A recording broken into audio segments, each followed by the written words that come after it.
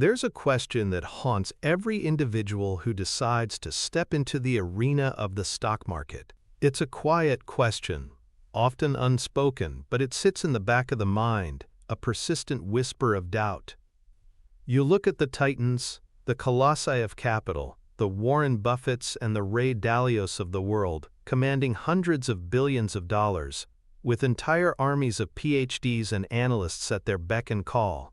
And you look at your own portfolio, your hard-earned capital, a tiny dinghy in the wake of their supertankers.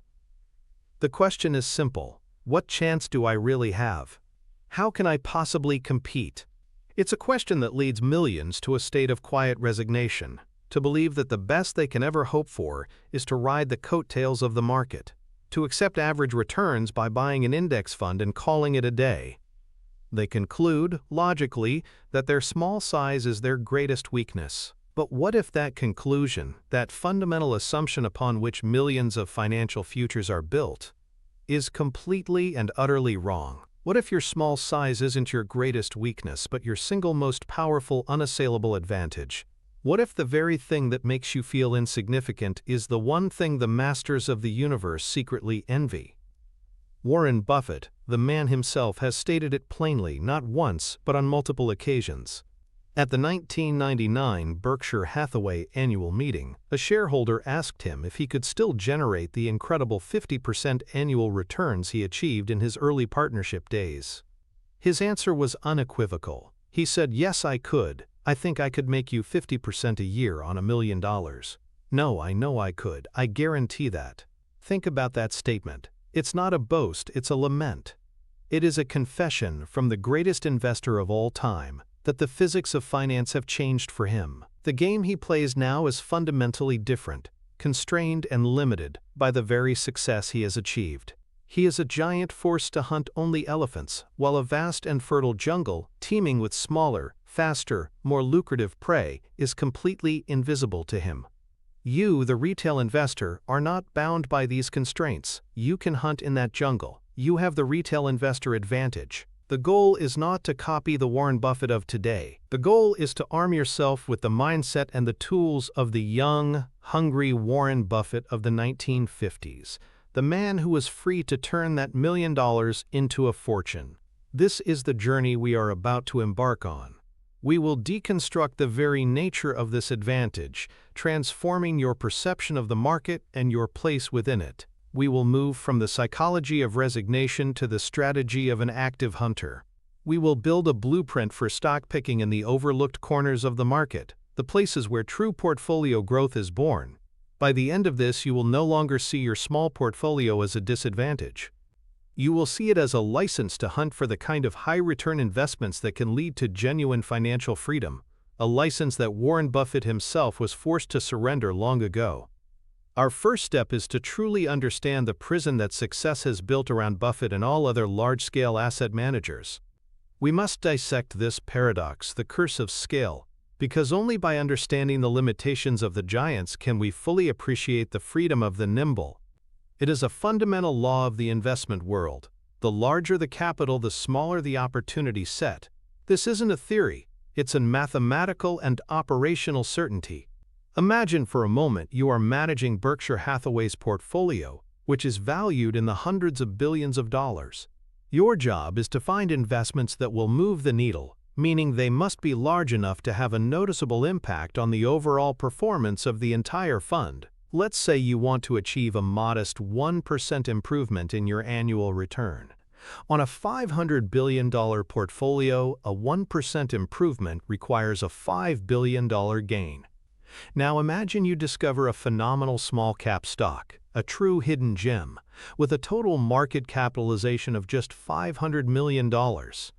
It's a brilliant company, perfectly positioned with a fantastic management team, and you believe, with high certainty, that it will double in the next year. This is the dream scenario for any investor seeking high-return investments, so you decide to invest. But here's the problem. You can't just buy the whole company, as that would trigger all sorts of regulatory hurdles and likely drive the price up to an unreasonable level before you could even complete the purchase. Let's say you manage to acquire a significant 10% stake without disrupting the market too much. That's a $50 million investment. 1 year later, you are proven right. The stock doubles. Your $50 million position is now worth $100 million. You have made a $50 million profit. It's a huge win in absolute terms. But what does it do for your $500 billion portfolio? That $50 million gain represents a return of just 0.01% on your total assets. It doesn't move the needle, it's a rounding error. You would need to find 100 of these perfect 100% return investments just to improve your overall performance by that single percentage point. It is an impossible task. This is the curse of scale. The universe of companies that are large enough to absorb a multi-billion-dollar investment and still have room to grow meaningfully is incredibly small.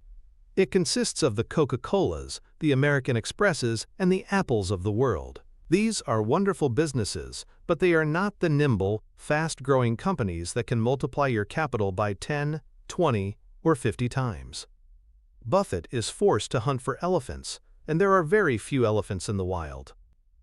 A perfect illustration of the freedom Buffett once had can be found in one of his earliest and most brilliant investment campaigns, the Dempster Mill Manufacturing Company. This story from the mid-1950s is a masterclass in the kind of active, aggressive, and value-oriented investing that is only possible with a small pool of capital. Dempster was a sleepy, family-controlled manufacturer of windmills and farm equipment based in Beatrice, Nebraska. It was a classic cigar butt stock, a term Buffett coined to describe a business that was deeply undervalued, but perhaps not a great business in the long run. It was like finding a discarded cigar on the street with one good puff left in it.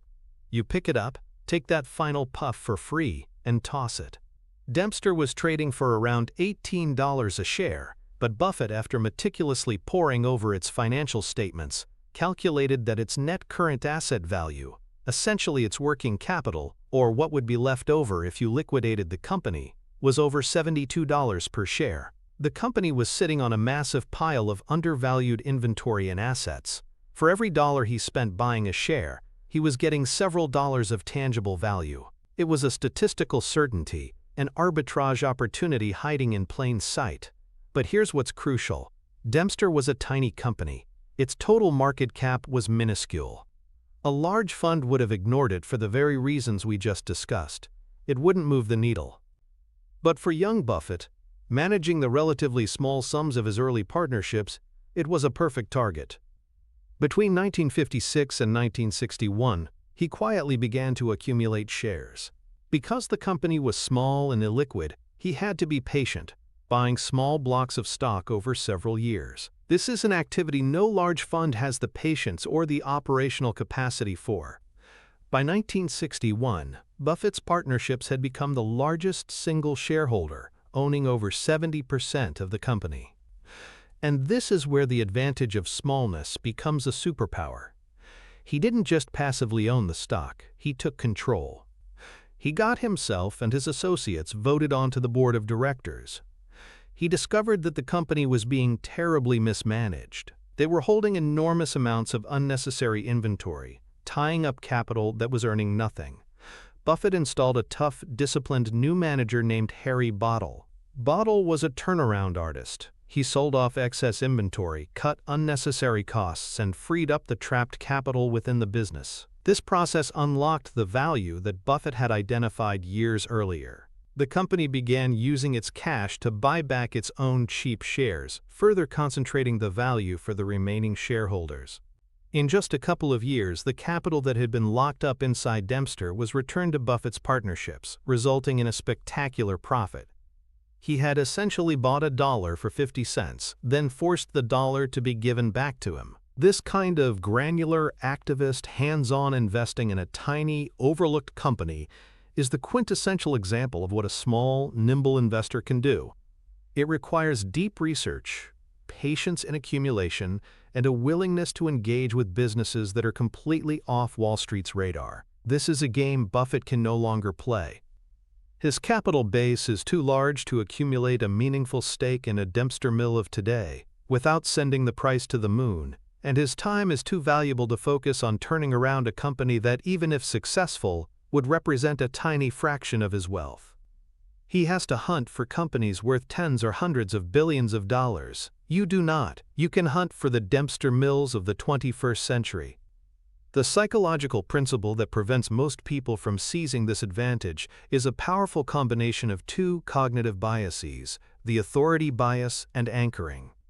The authority bias is our natural human tendency to attribute greater accuracy and importance to the opinion of an authority figure. Warren Buffett is arguably the ultimate authority figure in the world of finance. When he speaks, the world listens. We see his current actions, buying massive stakes in companies like Apple or Bank of America, and we assume that this must be the correct way to invest. We anchor on his present-day strategy. Anchoring is the bias where we rely too heavily on the first piece of information offered when making decisions.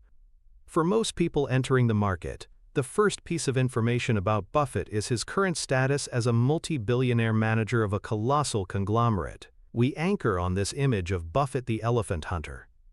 This creates a dangerous mental block.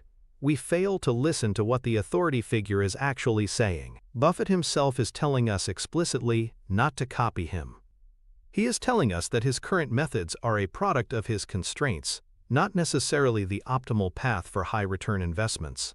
He's saying if I were you with your capital, I would be doing something completely different. I would be turning over every rock in the small-cap and micro-cap world, looking for the Dempster Mills.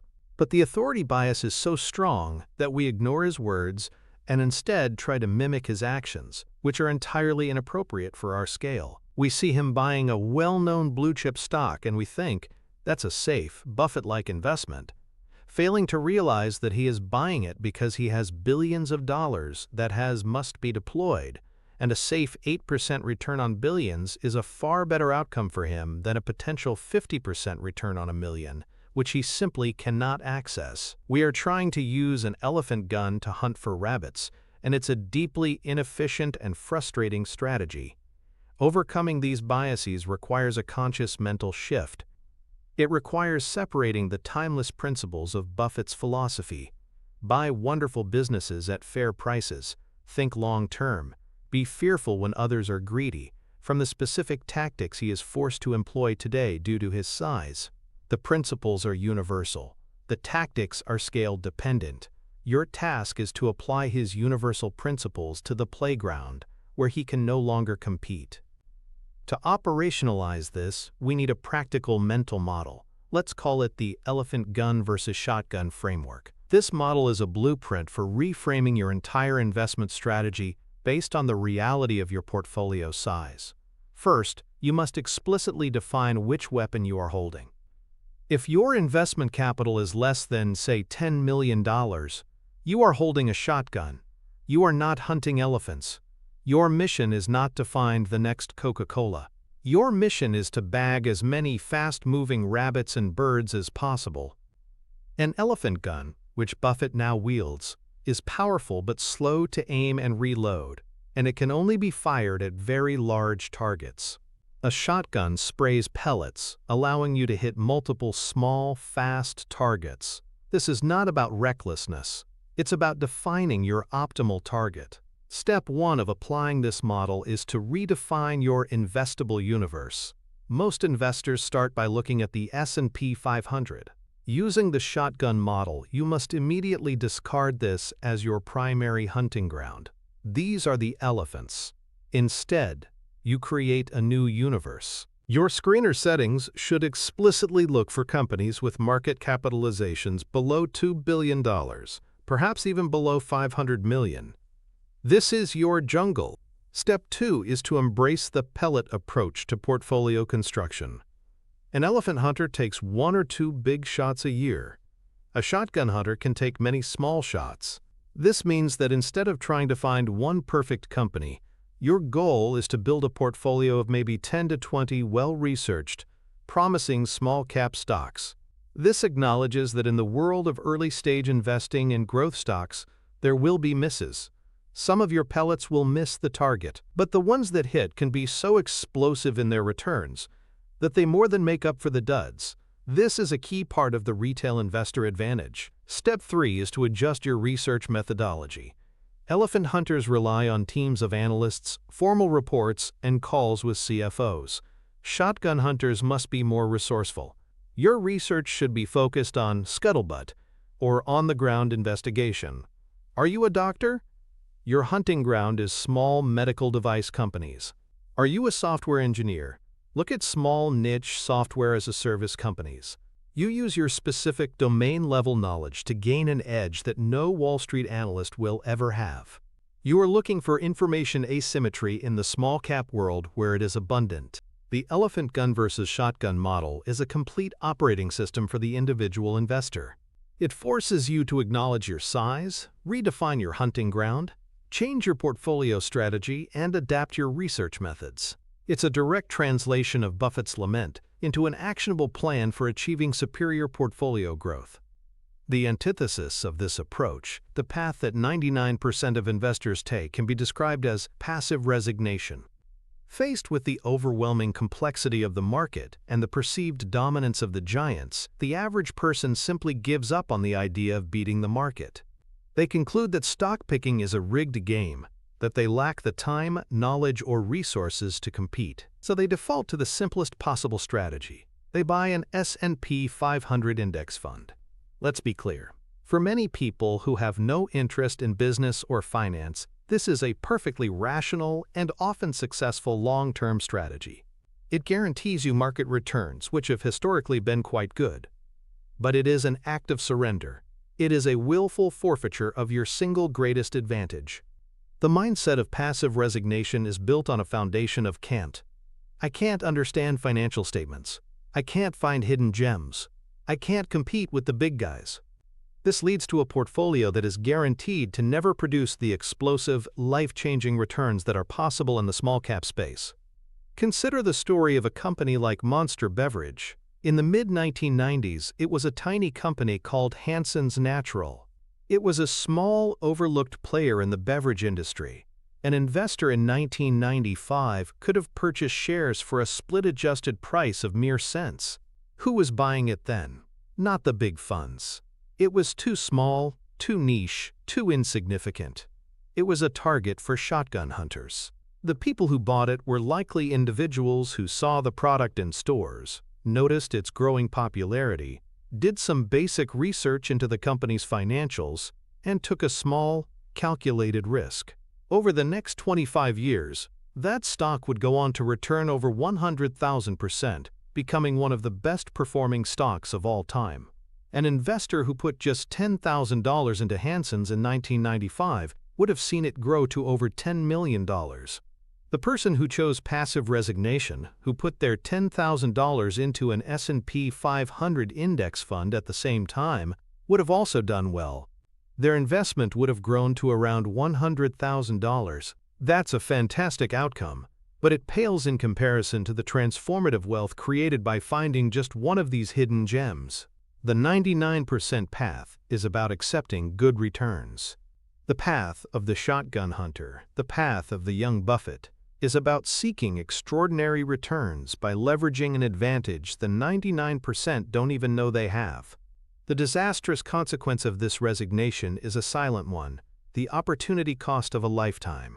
It's the millions of dollars that were never made because the hunt was never even attempted. The direct financial connection between the curse of scale and your advantage as a small investor can be quantified through the law of diminishing returns as it applies to investment management.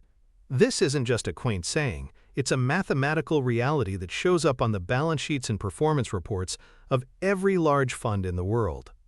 The law states that as you add more of one input, in this case capital, to a system, while keeping other inputs constant, the number of high-quality investment opportunities, the marginal output you gain from each new unit of input will eventually decrease. Let's make this tangible. Imagine an investment manager, let's call her Jane, who starts with a $10 million fund. She is a brilliant stock picker, a true shotgun hunter. In her first year, she finds 5 incredible small-cap stocks and generates a 40% return. Her fund makes $4 million in profit. Her investors are thrilled. Now, because of her success, money pours in. Her fund grows to $100 million. It's harder now. She can't put as large a percentage of her fund into those tiny stocks. A $20 million position would be the whole company in some cases, so she has to find slightly larger companies, where she has to own 50 stocks instead of 5. The inefficiencies are less pronounced. Her research edge is slightly diminished. She still does great, generating a 25% return. The fund makes $25 million in profit, an amazing result. More money pours in. Now Jane is managing $1 billion. Her universe of potential investments has shrunk dramatically. She is now forced to look at companies with multi-billion-dollar market caps. The days of finding an undiscovered gem are over. Every company she analyzes has 50 Wall Street analysts already covering it. The information is efficient. The mispricings are rare and small. She's a great manager, so she still manages to eke out a 12% return, beating the market's 10%. The fund earns $120 million in profit. Notice the trend. As her assets under management grew, her percentage return steadily declined, from 40% to 25% to 12%. This is the law of diminishing returns in action. Buffett is managing a portfolio hundreds of times larger than Jane's billion-dollar fund. The gravitational pull on his returns is immense. Your portfolio, by being small, exists at the very beginning of this curve, at the point of maximum potential return. You can put 10% or even 20% of your portfolio into a single $50 million market cap company if your conviction is high enough, an action that would be mathematically impossible for a large fund. This freedom from the tyranny of large numbers is your single greatest financial asset. It allows you to operate in a segment of the market where higher growth rates are mathematically and fundamentally more achievable. Your small capital base is not a bug. It is the defining feature of your high-performance investment engine. Now that we have established the fundamental advantage of smallness, we must map out the territory where this advantage can be deployed.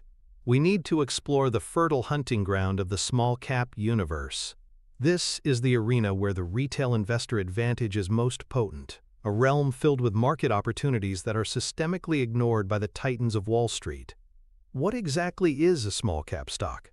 Generally, it refers to companies with a market capitalization between a few $100 million and a couple of $1 billion.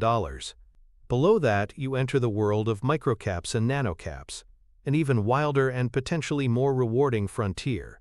The key characteristic of this entire universe is its inefficiency. Unlike the S&P 500, where every scrap of information about a company like Apple is instantly dissected by thousands of the world's brightest analysts and priced into the stock, the small-cap world is a land of information scarcity. Many of these companies have 0, 1, or maybe 2 analysts covering them. Their stories are not told on CNBC. Their CEOs are not household names. This neglect is not an accident. It's structural. It stems from something called the institutional imperative, the unwritten rule that drives the behavior of large money managers. These managers are judged not on their absolute returns, but on their returns relative to a benchmark, like the S&P 500, and relative to their peers. This creates a powerful incentive to avoid risk and unconventional ideas. If a fund manager buys IBM and it goes down, nobody gets fired. After all, everyone owns IBM.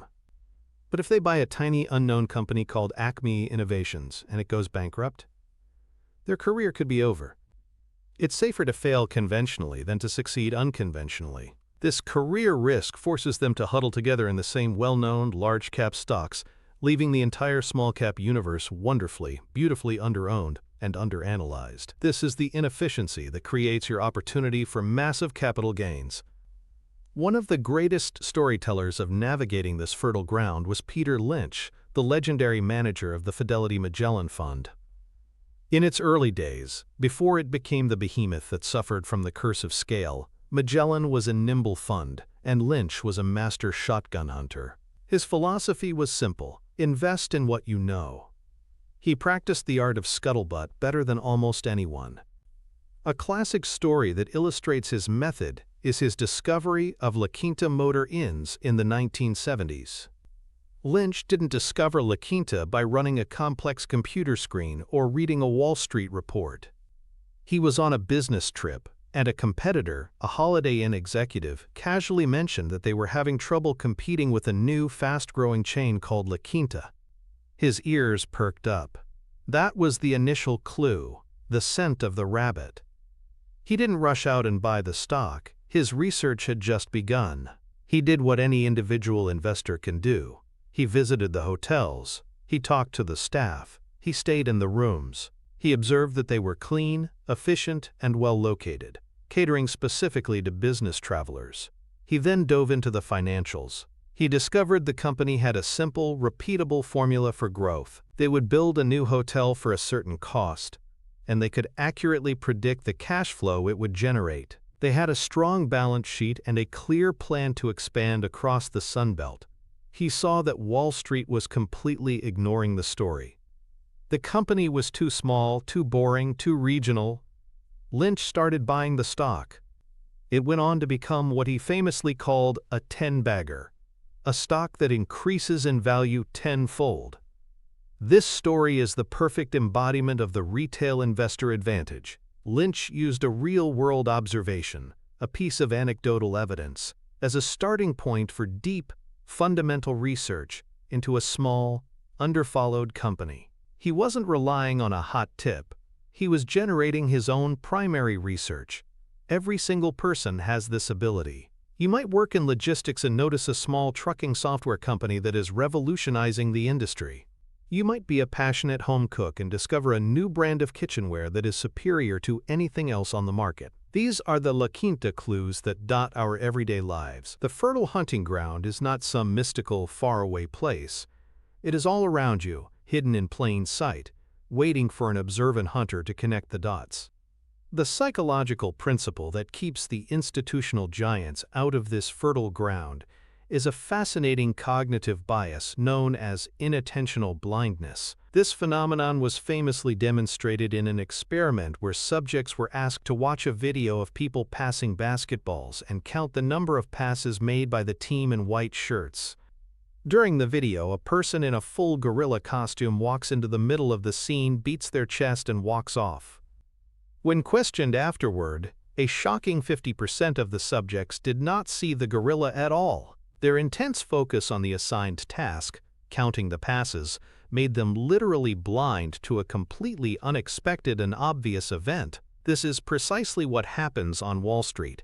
The fund managers, the analysts, the strategists, their assigned task is to analyze, track, and trade the stocks within their mandated benchmark, usually the S&P 500 or a similar large-cap index. Their attention is so narrowly focused on the basketballs of Apple's earnings, Amazon's cloud growth, and Microsoft's market share that a 10-bagger gorilla from the small-cap world can walk right through the middle of the market, beat its chest, and walk away completely unnoticed by half of the professionals. They are not stupid. They are simply attentionally constrained. Their job description, their compensation structure, and their risk management protocols all force them to count the passes. They are programmatically blind to gorillas. As a retail investor, you have no such constraints. You are not being paid to track the S&P 500. You have the freedom to look for gorillas. Your job is to ignore the basketball game that everyone else is watching and scan the entire court for unexpected opportunities. When you understand this psychological handicap of the professional class, you realize that your lack of a formal mandate is a profound advantage. You can look anywhere. You can follow your curiosity down the rabbit hole of a niche industry that no one else cares about. You can spend a month researching a single $200 million company if you believe there is a compelling opportunity there. You are free from the institutional imperative, and therefore, you are free from institutional inattentional blindness. This freedom to see what others are programmed to ignore is the key to finding hidden gems and achieving life-changing portfolio growth. To turn this understanding into a repeatable process, you need a mental model for navigating the small-cap universe. Let's call it the information arbitrage blueprint.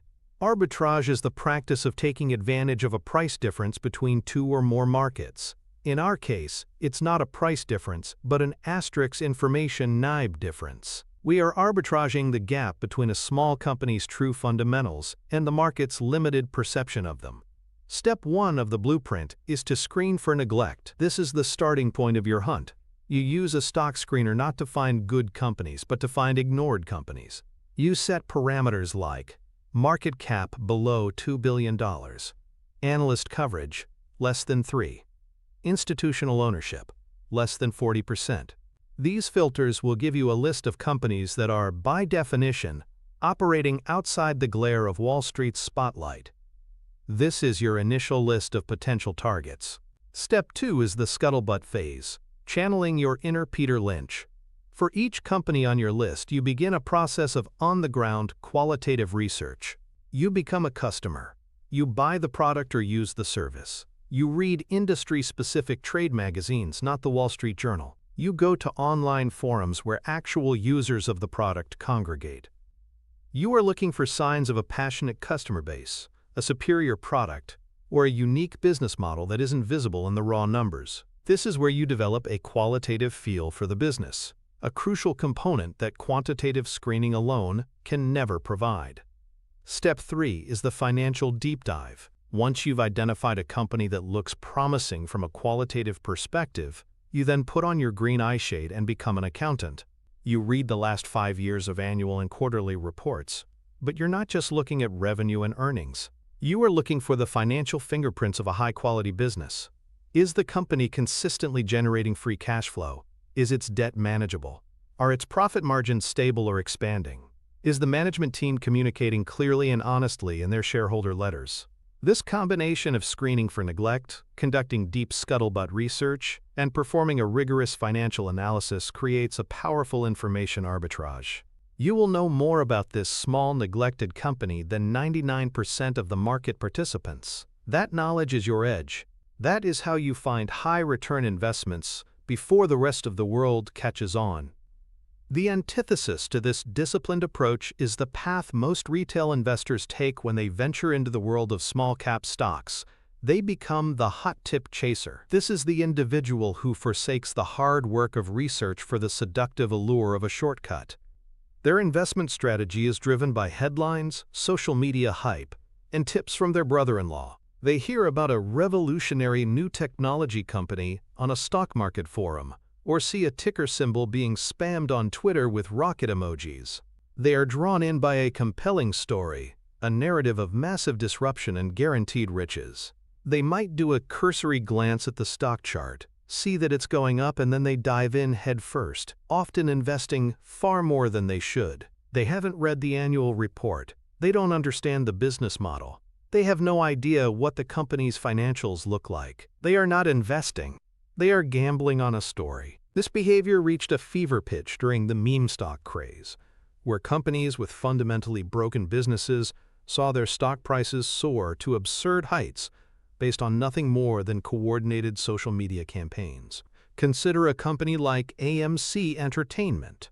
A fundamental analysis would have shown a business with massive debt, declining revenues even before the pandemic, and a business model under existential threat from streaming services. But the hot tip chasers didn't see that. They saw a story, a battle between retail apes and evil hedge funds. They bought the stock at $20, $40, $60, convinced it was going to the moon. When the hype inevitably faded and the stock price came crashing back down to reality, these investors were left holding the bag, having suffered devastating losses. The hot tip chaser confuses a rising stock price with a good business. The disciplined researcher following the information arbitrage blueprint knows that the business comes first.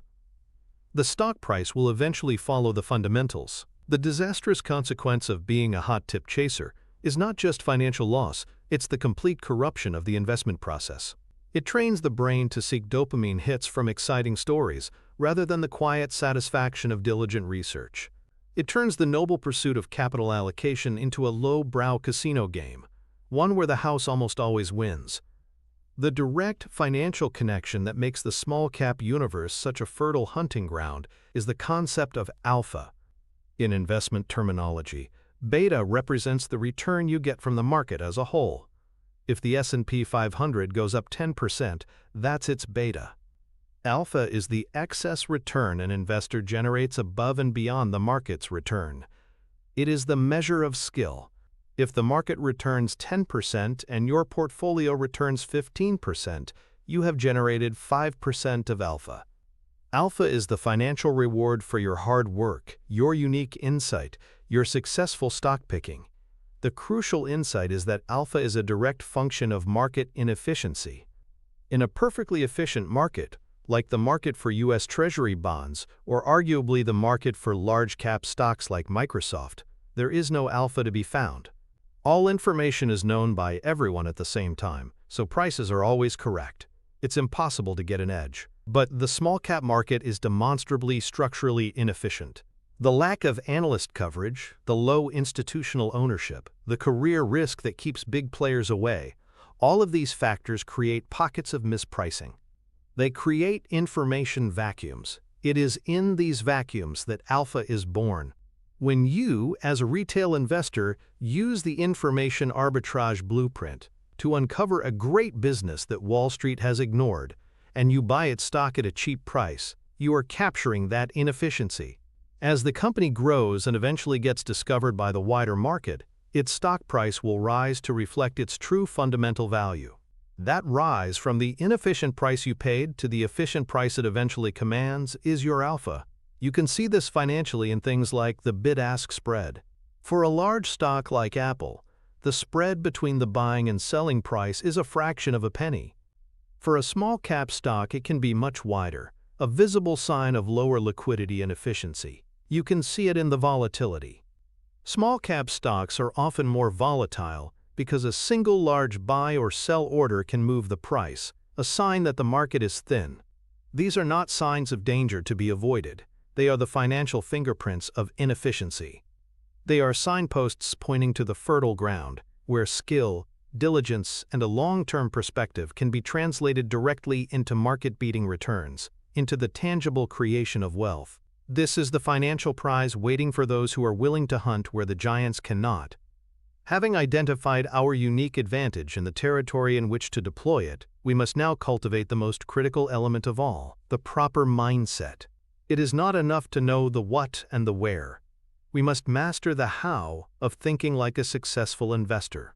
This means shedding the passive, fearful mentality of the average market participant and adopting the curious, confident, and business-focused mindset of the young Warren Buffett. This is a psychological transformation. It's about moving from being a consumer of market noise to a producer of independent thought. It's about realizing that successful investing is not about predicting the stock market, the economy, or interest rates. It is about finding and partnering with exceptional businesses for the long term.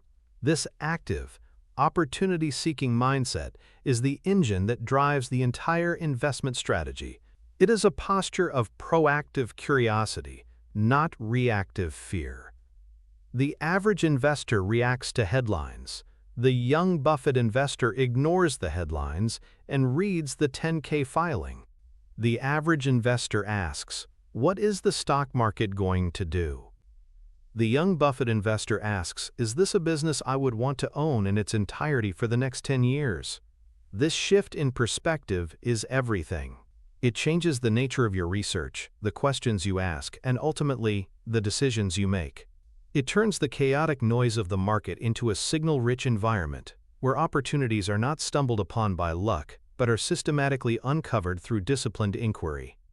The ultimate story of this mindset in action is Buffett's investment in American Express during the salad oil scandal of 1963. This is perhaps the single greatest example of his contrarian, research-driven, and intensely rational approach. The story begins with a small company in New Jersey called the Allied Crude Vegetable Oil Refining Company, run by a man named Tino De Angelis. De Angelis had devised a massive fraud. He was borrowing huge sums of money against his inventory of salad oil, which was stored in giant tanks.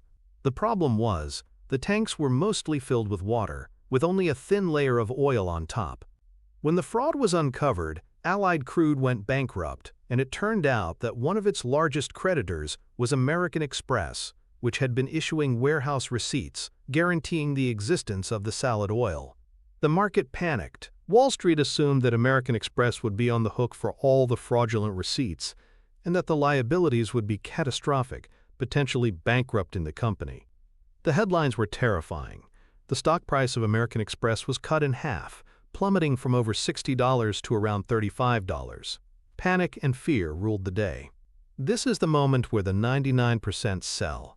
They see the scary headlines, the plunging stock price, and they run for the exits. But this is precisely the moment where the young Buffett mindset kicks in.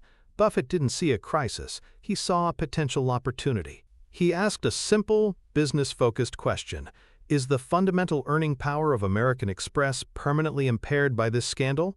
To answer this, he didn't read the Wall Street analysts' reports. They were just as panicked as everyone else. He did his own scuttlebutt research. He went to restaurants and travel agencies. He talked to merchants. He would ask them, "Since the scandal broke, have you seen any drop-off in customers using American Express credit cards or traveler's checks?" He observed people at the airport and in stores, watching to see if they were still pulling out that iconic green card. The answer he got back was a resounding no. The customers didn't care about the salad oil division. They cared about the trust, the convenience, and the prestige of the American Express brand. The company's core businesses, the credit card and the traveler's check, were completely unaffected. The brand, its true competitive advantage, was intact. He then did the financial analysis and concluded that while the company would face some losses from the scandal, its powerful earning engine would more than cover them. The market was pricing in bankruptcy, but the reality was just a temporary, albeit large, hit to earnings. Convinced by his independent research, Buffett invested 40% of his entire partnership's capital into American Express stock. It was an incredibly concentrated, high-conviction bet. Over the next few years, as the scandal faded and the company's powerful earnings continued to grow, the stock price soared. The investment was a grand slam, making a fortune for his partners. This story contains every element of the required mindset: ignoring the panic of the crowd, asking the right fundamental business questions, conducting independent, on-the-ground research, and having the courage to make a massive bet when the odds are overwhelmingly in your favor. This is the active, opportunity-seeking mindset you must cultivate. The psychological principle that this mindset helps to overcome is the Dunning-Kruger effect, but it addresses both sides of this fascinating cognitive bias. The Dunning-Kruger effect describes a situation where people with low ability at a task overestimate their ability. This is the retail investor who, after a few lucky trades in a bull market, declares themselves a stock market genius. They are standing atop what psychologists call Mount Stupid, blissfully unaware of their own incompetence. They become overconfident, taking bigger and bigger risks until the market inevitably humbles them.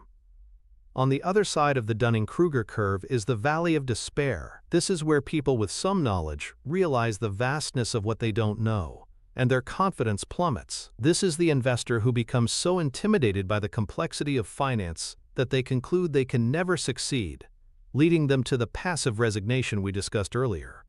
The young Buffett mindset is the antidote to both of these states. It is built on the Munger-esque principle of understanding the edge of your own competency. Charlie Munger famously said, "It is remarkable how much long-term advantage people like us have gotten by trying to be consistently not stupid, instead of trying to be very intelligent."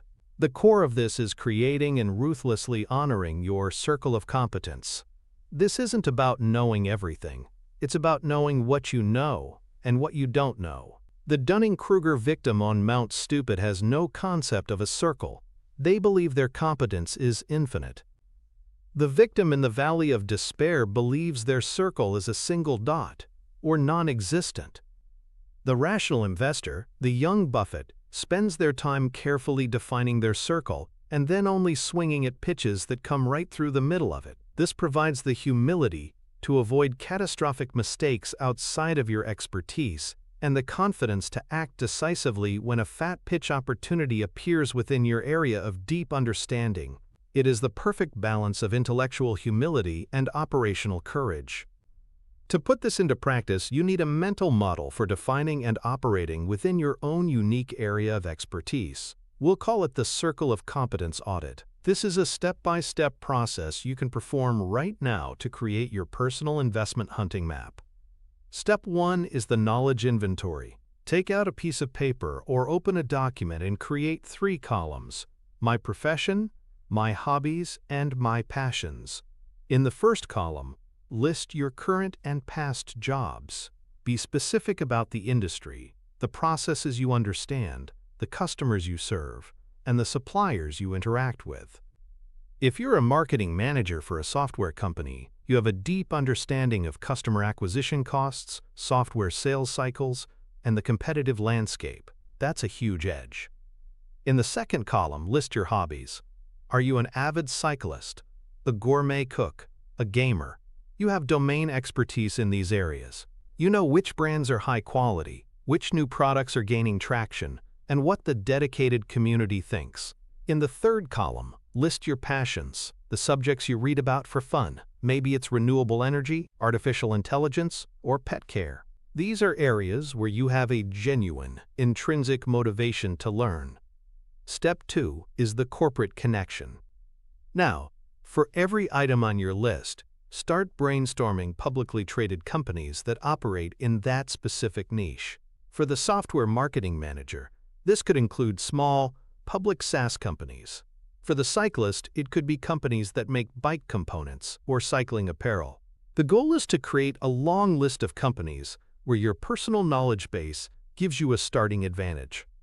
You already understand the industry jargon, the competitive dynamics, and what makes a product great. Step 3 is to create your research queue. From your long list, pick the 2 or 3 most interesting companies. These now become the focus of your deep dive research. You are no longer staring at a universe of 5,000 random stocks.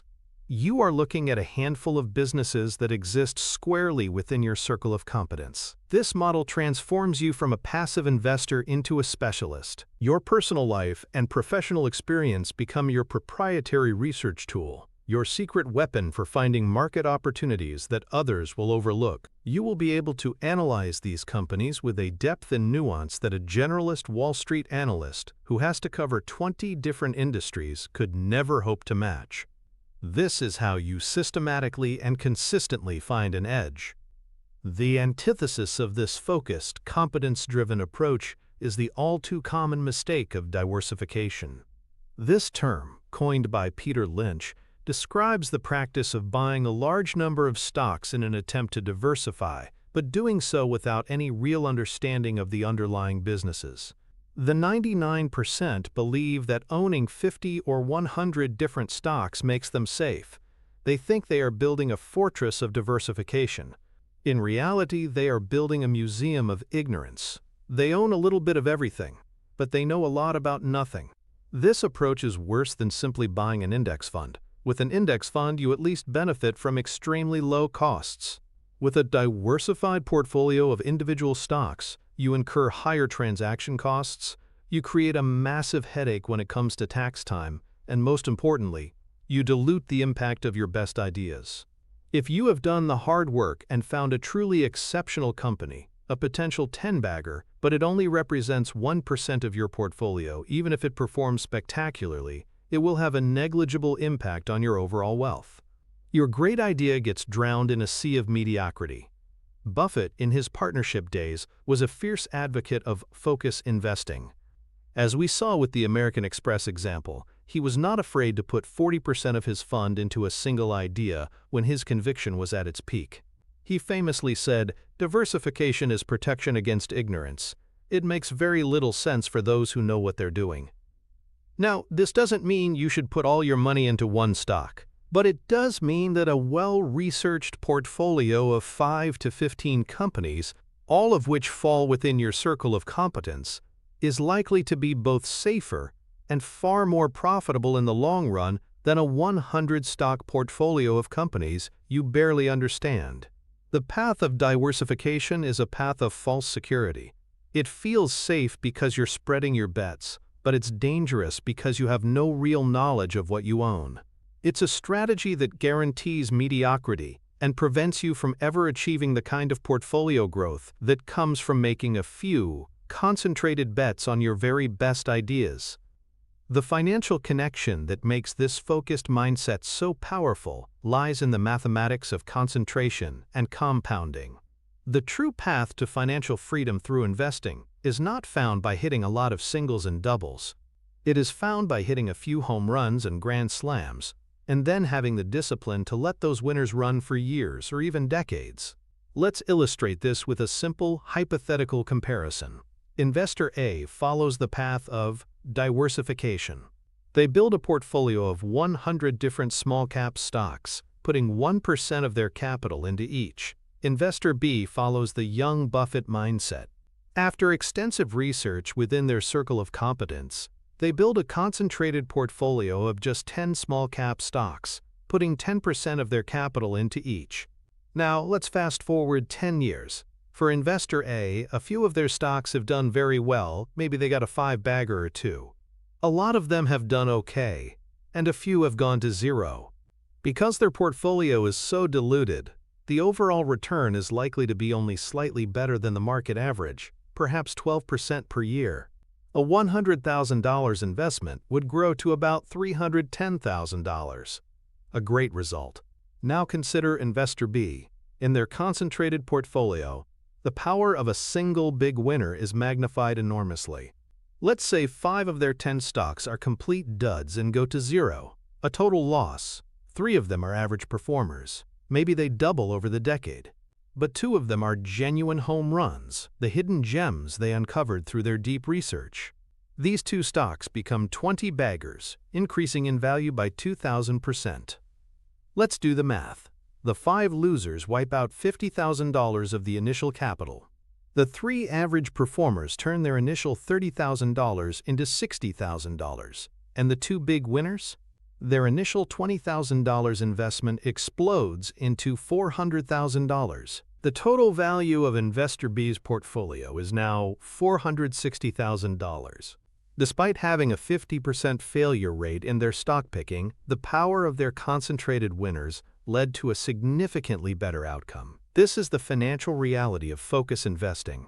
It harnesses the asymmetric nature of stock returns, where a single stock can return many times your initial investment, while the most you can ever lose is 100%. By making concentrated bets on your highest conviction ideas, you give yourself the mathematical chance to have those outlier successes dramatically transform your entire net worth. This is the financial payoff for adopting the active, opportunity-seeking mindset of a focused business owner. We have established the advantage, mapped the territory, and cultivated the mindset. Now we arrive at the most practical part of our journey, the blueprint for actually finding these hidden gems. This is where theory meets practice. It's about building a systematic, repeatable process for identifying the specific characteristics of small companies that have the potential to become the giants of tomorrow. This isn't about chasing fads or speculating on unproven technologies.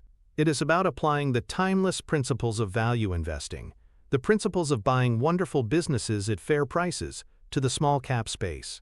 The goal is to find companies that possess durable competitive advantages or moats, even in miniature.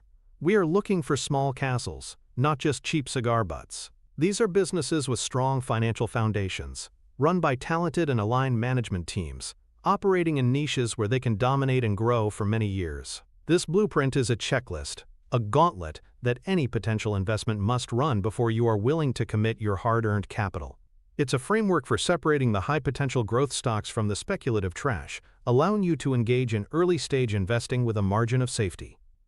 A beautiful illustration of the principles behind this blueprint comes from Buffett's acquisition of See's Candies in 1972. Now, See's wasn't a tiny microcap, but it was a relatively small, private family business, and the analytical process Buffett and Munger went through is a perfect template for evaluating the quality of any business, regardless of size. When the opportunity to buy See's came to them, their initial reaction was negative. The asking price was around $25 million, which seemed high based on the company's tangible assets like factories and inventory. A classic, deep value investor would have passed immediately, but Charlie Munger pushed Buffett to look deeper, to consider the intangible asset that didn't appear on the balance sheet, The power of the See's Candies brand. For decades, See's had built a fanatical customer base in California. People associated the brand with quality, nostalgia, and special occasions. This powerful brand gave See's something extraordinary: pricing power. Every year, they could raise the price of their chocolates by a small amount, and customers wouldn't blink an eye. They would happily pay up because they trusted the brand. This seemingly small detail was the key to the entire investment. That pricing power meant that See's could grow its earnings year after year without needing to invest huge amounts of new capital. It was a cash-generating machine. Buffett realized he wasn't just buying buildings and equipment. He was buying a mental shortcut in the consumer's mind, a moat that was almost impossible for a competitor to replicate. He paid the $25 million. Over the decades that followed, See's Candies would go on to generate over $2 billion in profits for Berkshire Hathaway, all of which could be reinvested into other wonderful businesses. The initial investment was returned dozens and dozens of times over. The See's Candies story teaches us the most important lesson in finding hidden gems. Look beyond the simple numbers and search for the qualitative characteristics of a great business. Is there a powerful brand? Are there high switching costs for customers? Is there a network effect? Is there a unique low-cost process? These are the sources of a durable moat, and they can be found in small companies just as they can in large ones. Your job as a stock picker is to be a detective, uncovering these qualitative strengths that the market may be overlooking. The psychological bias that this systematic blueprint helps an investor overcome is the affect heuristic. This is our tendency to let our emotions and gut feelings guide our decisions. When we encounter a company with a product we love or a mission we admire, we experience a positive emotional response, or affect. The affect heuristic then causes us to subconsciously downplay the risks and overestimate the potential rewards of investing in that company. We think, "I love this product, so the stock must be a great investment." This is an incredibly dangerous mental shortcut. You might love the coffee from a local startup, but that doesn't tell you anything about their profit margins, their debt load, or their valuation. You might be inspired by a clean energy company's mission to save the planet, but that doesn't mean their technology is viable or their business model is sustainable. The affect heuristic is the enemy of objective analysis. It causes us to fall in love with stories and ignore the cold, hard facts of the financials. A disciplined, checklist-based approach, our gauntlet, acts as a circuit breaker for this bias. It forces you to move beyond your emotional response and confront the objective reality of the business. It doesn't matter how much you love the product if the company is drowning in debt. It doesn't matter how inspiring the mission is if the company has never generated a dime of free cash flow. The blueprint forces a rational, systematic evaluation, ensuring that you are investing based on business fundamentals, not on a warm, fuzzy feeling. It separates the great products from the great investments, a distinction that is absolutely critical for long-term success and achieving your financial freedom. So let's build this mental model, the practical tool for our hunt. We'll call it the 10-point small-cap gauntlet. Before any stock can enter your portfolio, it must pass every single one of these 10 tests. First, is it within my circle of competence? Based on the audit we've already discussed, can you honestly say you understand this business, its industry, and its customers on a deep level? If not, pass. Second, is it founder-led with high insider ownership? Look for companies where the founder is still involved, preferably as CEO, and where management owns a significant chunk of the stock. This aligns their interests with yours. They win only if you win. Third, does it have a pristine balance sheet? Pull up the company's balance sheet. Look at the ratio of debt to equity. In the volatile world of small caps, debt is a killer. We are looking for companies with little to no long-term debt. A strong balance sheet provides a margin of safety and the ability to survive tough times. Fourth, does it generate free cash flow? This is the lifeblood. Forget reported earnings, which can be manipulated. Look at the cash flow statement. Is the company consistently generating more cash than it consumes? A business that gushes cash can fund its own growth without needing to borrow money or dilute shareholders. Fifth, Is the business model simple and understandable? Can you explain in a single paragraph exactly how this company makes money? If the business is a complex web of financial engineering or impenetrable technology, stay away. Simplicity is a hallmark of quality. Sixth, does it have a mini-moat? As we learned from See's Candies, we need a competitive advantage. For a small company, this might be dominating a tiny niche market, having a beloved local brand, or possessing a unique piece of intellectual property. Find the moat. Seventh, is there a clear path for growth? The company is small today, but how will it get bigger? Is there a large, untapped market? Can they launch new products? Can they expand geographically? The growth story needs to be plausible and easy to understand.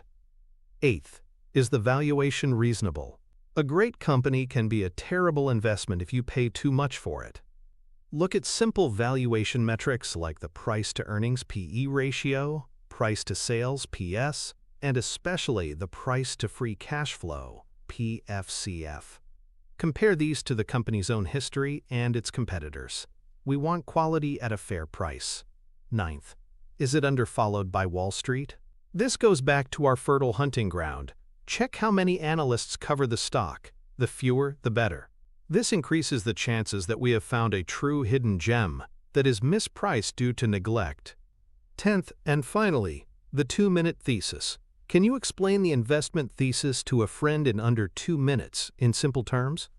If you can't articulate why you own it, you won't have the conviction to hold on through the inevitable volatility. This 10-point gauntlet is your quality filter. It is a rigorous, unemotional process that forces discipline and dramatically increases your odds of finding winning growth stocks for your portfolio. The antithesis of this disciplined, quality-focused approach is the growth at any price fallacy. This is the siren song that has lured countless investors onto the rocks, particularly during bull markets and speculative bubbles. The 99% become mesmerized by revenue growth above all else. They see a company whose sales are doubling every year and they immediately assume it must be a great investment, without any regard for profitability, cash flow, or valuation. They buy the sizzle, not the steak. The dot-com bubble of the late 1990s was the ultimate classroom for this fallacy. Investors were throwing money at any company with .com in its name, as long as it had a story about eyeballs or disrupting the old economy. A classic example was Pets.com. The company had a charming sock puppet mascot, a memorable Super Bowl commercial, and a story about changing the way people buy pet supplies. Its revenue was growing rapidly. Investors poured in. But a quick look under the hood would have revealed a fundamentally broken business model. They were spending a fortune on advertising to acquire customers, and then they were selling bags of dog food at a loss after accounting for shipping costs. The more they grew, the more money they lost. The company was a financial black hole, but as long as the revenue growth story was intact and the stock price was going up, nobody seemed to care. When the bubble burst in 2000, reality set in. Pets.com went from a celebrated IPO to bankruptcy in less than a year, wiping out its investors completely. The growth at any price investor makes a critical error. They mistake revenue for success. But revenue is vanity, profit is sanity, and cash is king. A business that grows its revenue by 100% but burns through twice as much cash in the process is not creating value, it is destroying it. The 10-point gauntlet, with its strict focus on balance sheet strength, free cash flow, and reasonable valuation, is the perfect antidote to this seductive but ultimately destructive fallacy. It ensures that you are investing in sustainable, profitable growth, not just growth for growth's sake. The direct financial connection that underpins this entire blueprint is the supreme importance of free cash flow, FCF. Of all the numbers on a company's financial statements, FCF is the most honest and the most important for an investor. It is the raw cash profit that the business generates after all its expenses and necessary capital investments have been paid for. It's the money that is left over for the owners of the business, the shareholders, to do with as they please. It can be used to pay down debt, pay dividends, buy back stock, or make strategic acquisitions. A company's intrinsic value is ultimately the sum of all the free cash flow it will generate over its lifetime, discounted back to the present day. For a small, growing company, FCF is even more critical. A company that generates strong free cash flow is a master of its own destiny. It can fund its own expansion plans without having to go, cap in hand, to Wall Street bankers or venture capitalists. It doesn't need to take on risky debt or dilute its existing shareholders by issuing new stock. It is a self-funding compounding machine. Let's look at a simple example. Company A and Company B are both small software companies that did $10 million in revenue last year. Company A, following the growth at any price model, spent $15 million to achieve that revenue. It has a negative free cash flow of $5 million. It will soon need to raise more money, likely diluting your ownership stake. Company B, a high-quality business, also did $10 million in revenue, but it only cost them $7 million to do so. They have a positive free cash flow of $3 million. They can use that $3 million to hire more salespeople, invest in R&D, or buy back their own stock, all without asking for a penny from the outside world. Which business would you rather own? The answer is obvious. When you are analyzing a small-cap stock, your ability to find, calculate, and interpret its free cash flow is the most valuable financial skill you can possess. You can calculate it simply by taking the cash flow from operations from the cash flow statement and subtracting capital expenditures. A company with a high and growing FCF, trading at a reasonable price to FCF multiple, is the financial definition of a hidden gem. It is the tangible, quantifiable proof that you have found a wonderful business. Finally, we come to the last and perhaps most challenging pillar of our strategy: portfolio construction and the psychological discipline required to see it through. It is one thing to find a hidden gem. It is another thing entirely to have the fortitude to hold it through the inevitable storms of market volatility and allow it to compound into a life-changing investment. This final piece of the puzzle is not about analysis, it is about temperament. It's about structuring your portfolio in a way that maximizes your chances of capturing the massive upside of your winners, and developing the patience to let the magic of compounding do its work. The greatest fortunes in the stock market are not made by buying and selling. They are made by buying and holding.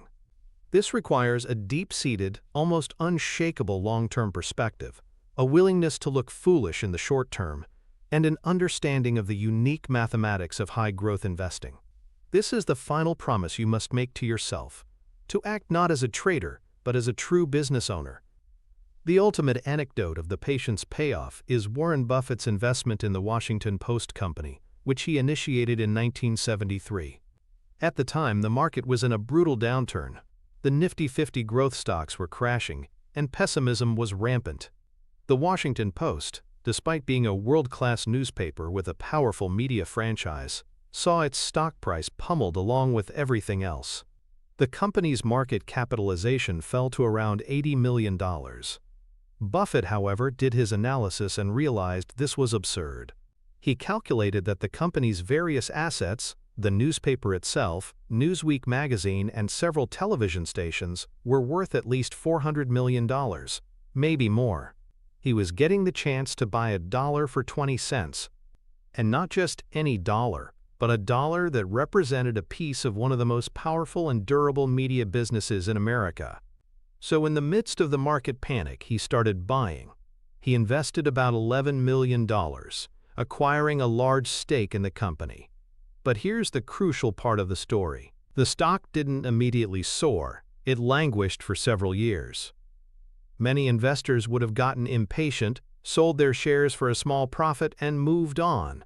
But Buffett understood the quality of what he owned. He wasn't just owning a stock ticker. He was a part owner of a phenomenal business run by a brilliant manager, Katharine Graham. So he waited. He held on through recessions, market crashes, and periods of intense media industry disruption. He held on for over 4 decades. By the time Berkshire Hathaway sold its stake in 2014, that original $11 million investment had grown to be worth over $1.2 billion. That's more than a 100-bagger, It represents a compounded annual return of over 12% for 40 years on top of the massive initial undervaluation. This is the power of long-term holding. It allows the two most powerful forces in finance to work their magic: the compounding of a great business's earnings and the eventual re-rating of its stock to a fair valuation. The Washington Post story is the ultimate testament to the fact that the real money is made in the sitting, not the trading. It is the pinnacle of the patience payoff. The psychological demons that conspire to prevent us from achieving this kind of outcome are myopic loss aversion and hyperbolic discounting.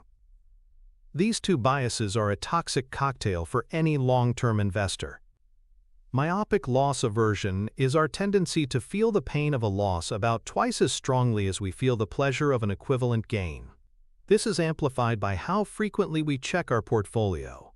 If you watch your stocks every day, you will be exposed to the natural, random up and down movements of the market. The frequent small losses will trigger this painful loss aversion over and over again, tempting you to sell just to make the pain stop, even if the long-term thesis is perfectly intact. Hyperbolic discounting is our brain's powerful preference for immediate rewards over larger, delayed rewards.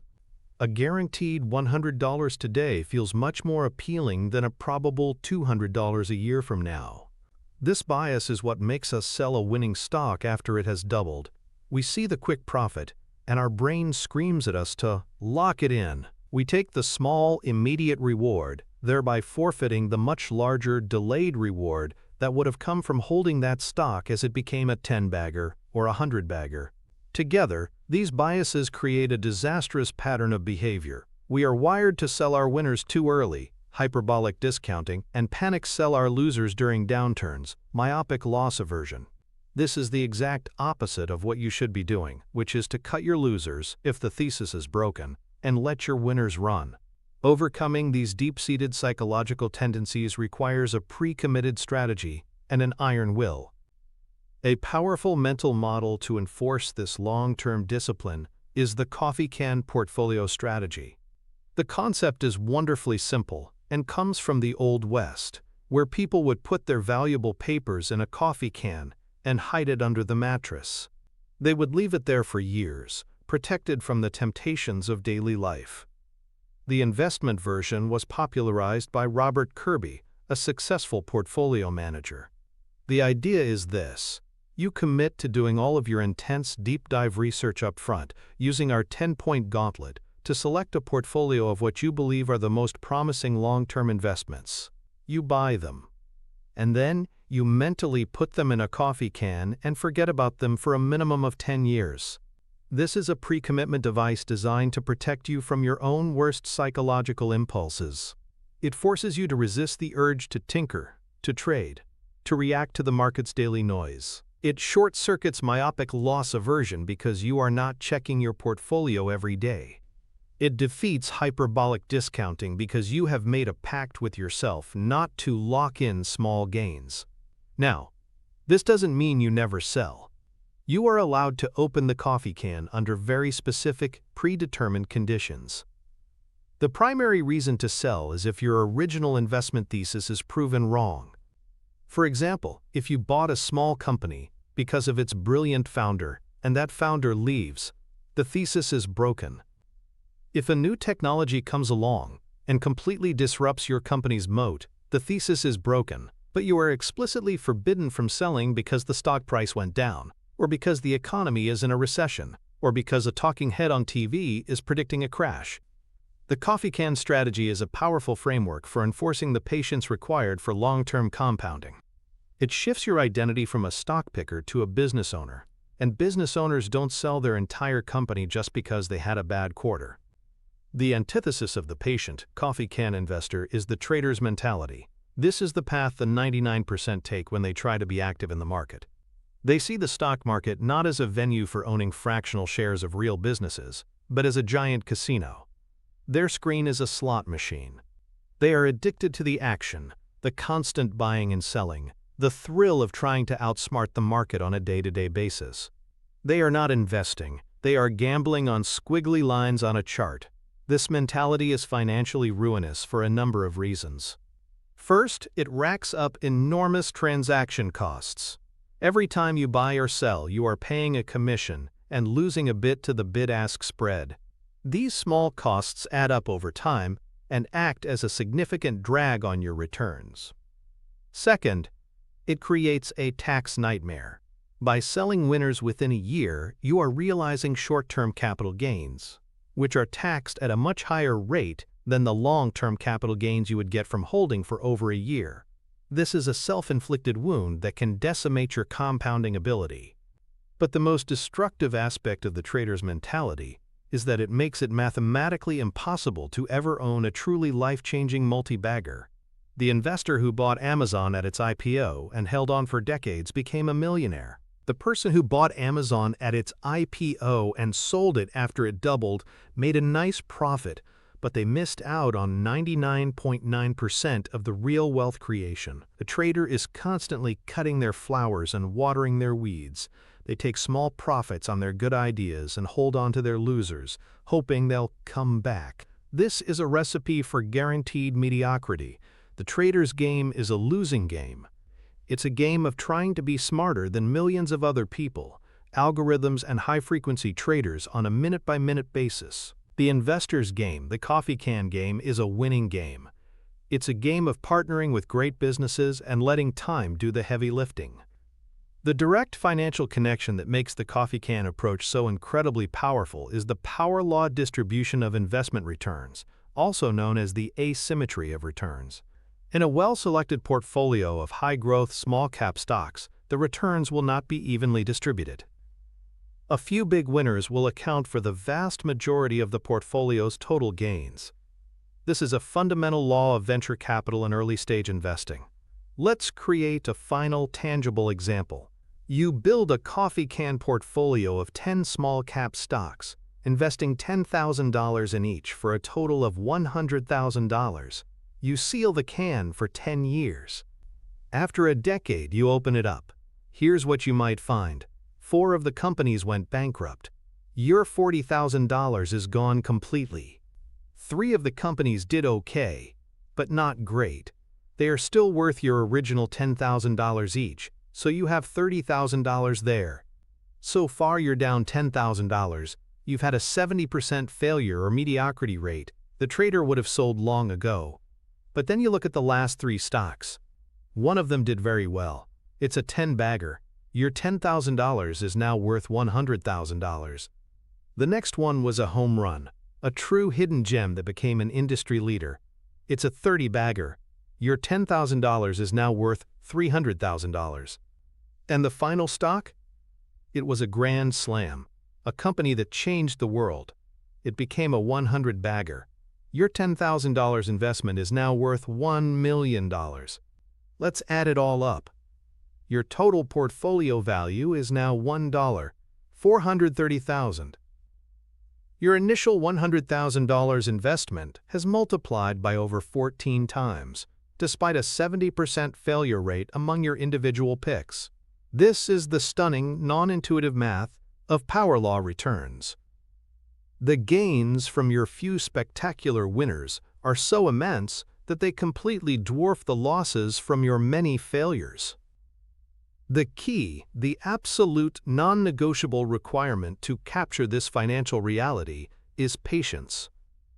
You had to have the discipline to hold all 10 of those stocks for the entire decade, to sit through the volatility, to allow the winners the time they needed to compound into greatness.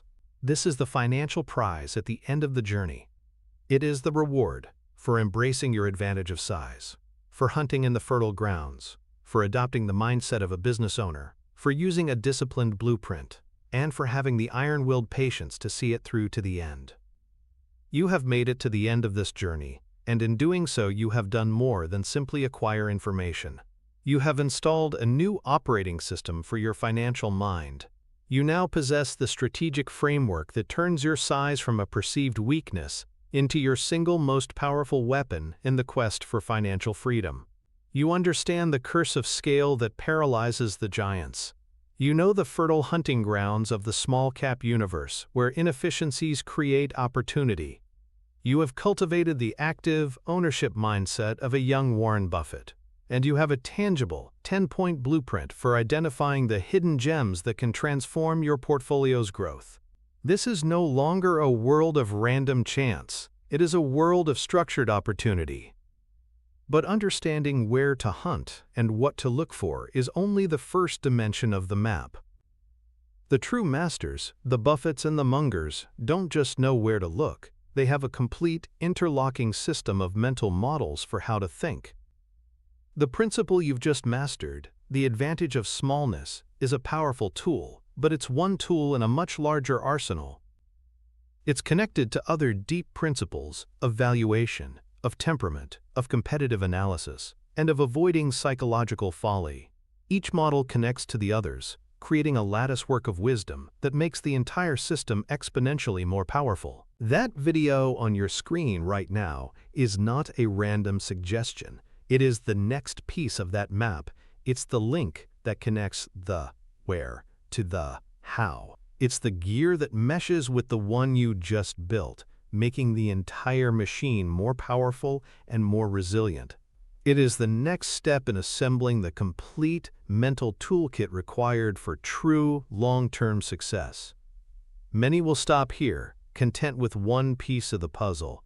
They'll feel a momentary surge of empowerment and then return to their old habits. But for those of you who are serious about this journey, for those of you who see this not as a hobby but as the blueprint for your future, the path continues. The choice isn't whether to watch another video. The choice is whether you are content to be a hunter with one tool, or if you are committed to building the complete arsenal required to achieve true wealth management mastery. Complete the next step in your evolution.